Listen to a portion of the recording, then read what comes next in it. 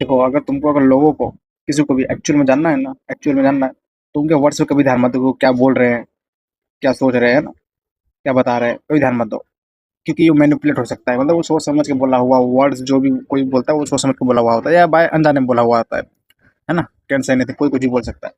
अगर जानना ही सच में, तो उनके एक्शंस देखो, उनके एक्शंस क्या क्या है ना, उनके पैटर्न्स देखो, पैटर्न है क्या क्या वो रिपीट कर रहे हैं, मतलब उनका पैटर्न एक टाइप का। फॉर एवरीवन उनका रिलेशन क्या है, मतलब एवरीवन, अमीर गरीब नॉर्मल फ्रेंड अनजान किससे कैसा उनका रिलेशन है, ठीक है, क्या उनका बिहेवियर, उनकी रियलिटी है, ठीक है, उनकी यही सब रियलिटी।